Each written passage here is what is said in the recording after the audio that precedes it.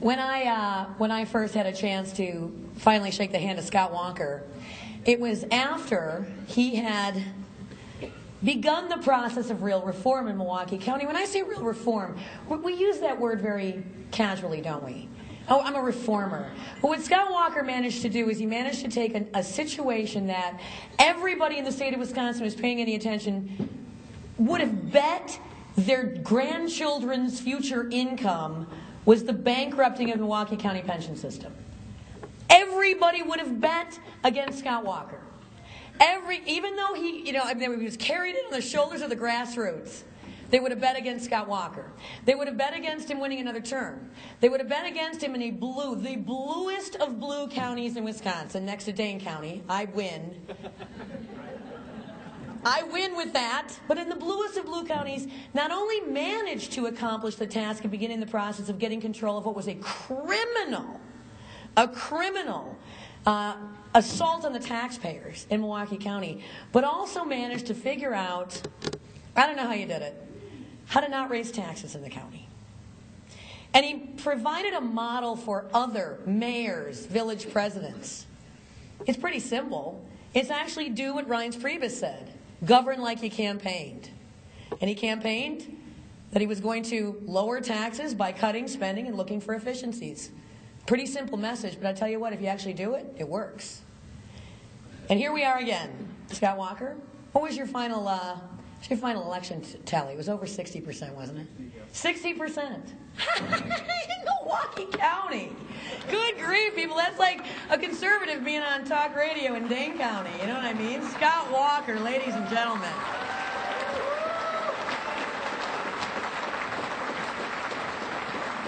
Thanks, Vicki. It is good to be back over the New Berlin Wall.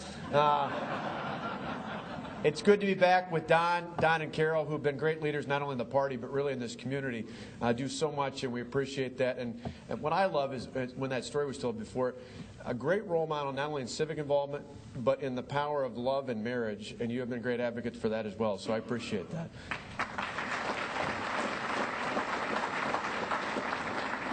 To all the board, to all the activists here, to Kathy who runs the office, to Kathy and Candy who put together this great event, to so many great supporters here in elected office and otherwise, it is an honor to be here. And because I'm close by, I don't spend a lot of time talking about my background, but I will tell you that when I crisscrossed the state, one of the things I love starting out with, and I'm going to resist the temptation not to do it again here tonight because you know me, but that is I'm Scott Walker, I'm from Waukesha, I ride a Harley, and I want to be your next governor.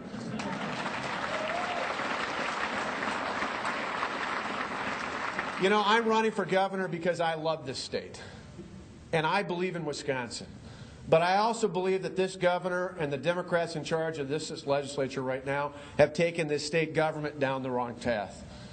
Just headed right down the wrong path, and we saw it more clearly than ever last year, both in February when they passed a so-called stimulus that did anything but stimulate the economy, did only but stimulate the state's government spending and increase taxes, and then again last June when they passed a state budget that raised taxes, made it more difficult to not only live but to work and to create jobs here in this state and all across communities of this state.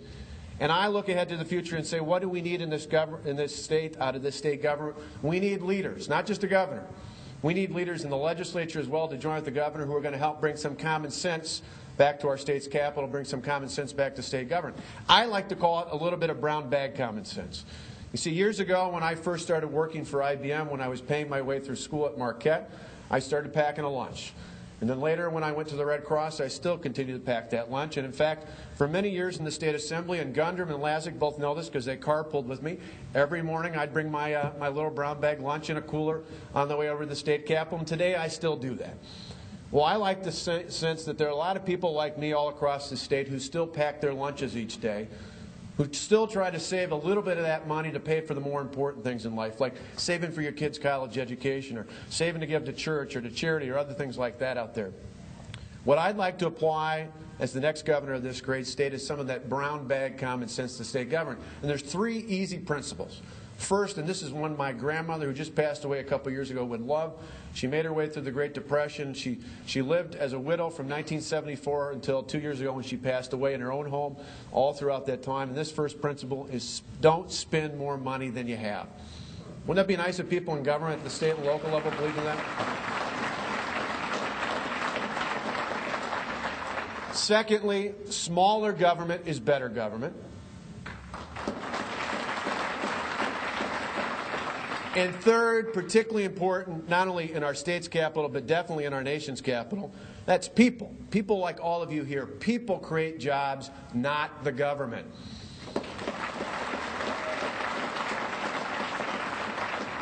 Now, as I crisscross the state, not only at Lincoln Day dinners and Reagan events and caucuses and other functions, not just at chambers and rotaries and other places we've gone around the state, but oftentimes, particularly on the weekends, when I go to the far reaches of this great state, I like to stop at cafes and supper clubs and diners along the way, and I go around from table to table and booth to booth and talk to people. Probably like many of you in this room, the people I talk to tell me they're scared. Scared about the economy. Scared about jobs. Scared about their own job or their spouse's job, their neighbor's job, their kid's job, their employee's job. They're just plain scared about the economy. Well, I tell you here tonight what I tell them on the campaign trail, and that is come November 2nd of this year, 2010, you don't have to be scared anymore because help is on the way.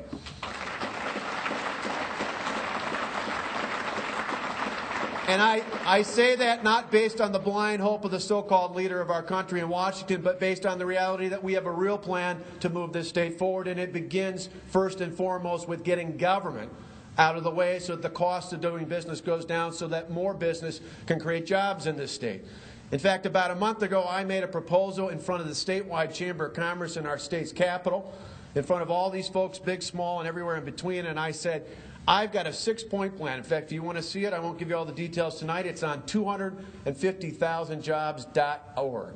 250,000jobs.org. It's 6 points that begins with cutting taxes, reducing regulations, easing litigation costs in this state, providing accountability in our education system, all the way down. 6 points that talk about getting government out of the way of business so that business can do more business in this state. And I said, if we're able to accomplish that, and I have the honor of serving as your next governor, I'm going to aim big. My goal is by the end of our first term, by 2015, we, not the government, we, all the people of this state, the people who create jobs, we will create 250,000 jobs minimum and 10,000 new businesses by the end of our first term.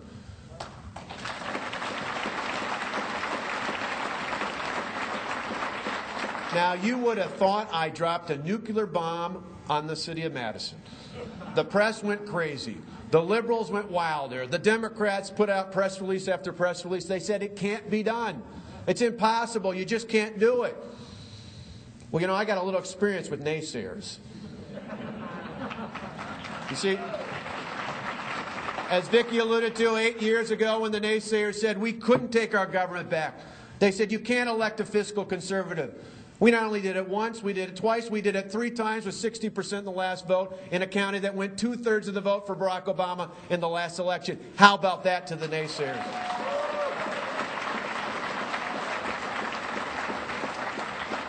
Eight years ago, the naysayers said we couldn't pass a budget without proposing a property tax levy increase from the previous year. You know, last fall, we did our 8th consecutive budget without raising the property tax levy from the previous year. How about that to the naysayers? And we did it the old-fashioned way. We actually reduced our debt. In fact, by 2012, my outstanding debt will be 28% lower than when I first took office. The number of employees in my county are now 23% fewer than when I first took office. Last year, our bond rating stabilized and improved even when the state's bond rating went down. And a year ago, when the state had the largest budget deficit ever, we actually had a surplus. How about that to the naysayers?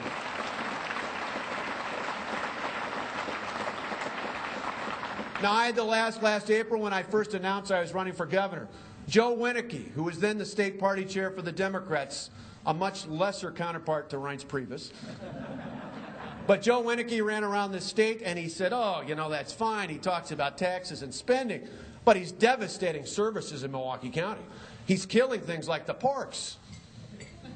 Well, you know, my friend Joe doesn't say that anymore. You know why?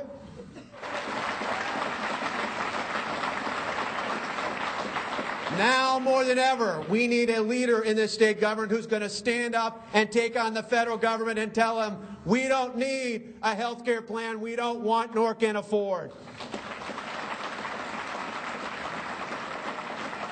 Now more than ever, we need a leader in this state government who's going to stand up to the federal government and say, we don't need an $810 million train system that we don't need and can't afford.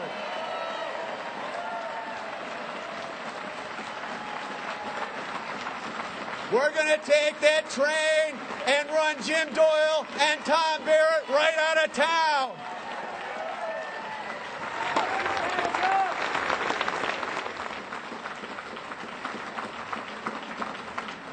I kind of have an idea you agree with me on that one. You know, when I first got in this race for governor, I set out a course. I said I believe in economic opportunity and prosperity for everyone, no matter where you're from, no matter what your background, economic opportunity and prosperity based on limited government, lower taxes, fiscal responsibility, and increasingly in these days, particularly on the eve of this next vote, a restoration of our personal rights and liberties, because Lord knows they're under attack, not only in Madison, but in Washington. We need leaders willing to stand up and fight for them and put them back on the side of the people where they belong.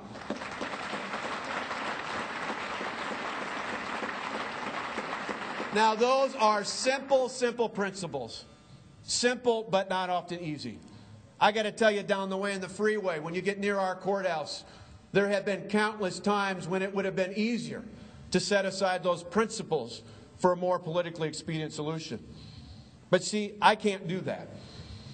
8 years ago, when I looked the voters of my county in the face, I made a solemn pledge.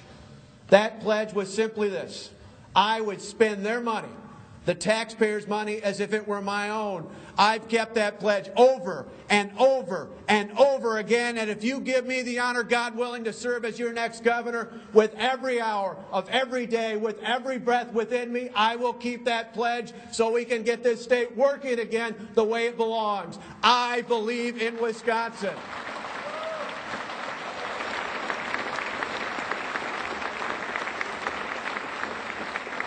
Let me say that again. I believe in Wisconsin.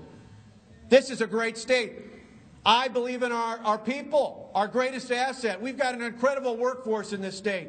We've got well-educated, well-trained people, the kind of people that embody the Midwestern work ethic, the kind of people you not only build your company around, but your community and your state around. I believe in our employers. Many times they're 2 or 3 or 4 generations deep of family-owned businesses. And for those that aren't, you treat your employees like their family. You want to grow here. You've got roots here. You're begging the government to get out of your way so you can put more people back to work in this state.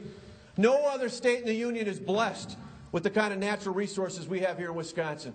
No other state in the country is surrounded by 2 Great Lakes and the greatest river in the U.S. We're filled with 15,000 inland lakes. That's 5,000 more than Minnesota. Eat your heart out, Brett Favre.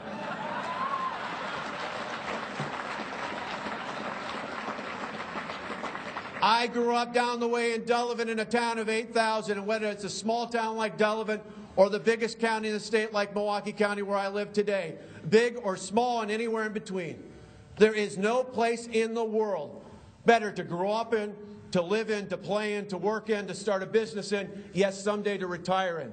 There is no place in the world better than Wisconsin. What I have found traveling this state from one end to the other, day in and day out, is that what is failing us is not our people nor our places. What is failing us is our government. And what I proclaim to you here tonight, is that come November 2nd of this year, of 2010, we, we, the people of Wisconsin, can stand up and rightfully take our place in history. We can restore the state to the greatness it once was. We can make this once and for all a state we can believe in again and again and again. Thank you for being here tonight. Thank you for what you've done. But most importantly, thank you for what you're going to do to take this state back and put it in the hands of the people. God bless you. God love you. God bless Wisconsin.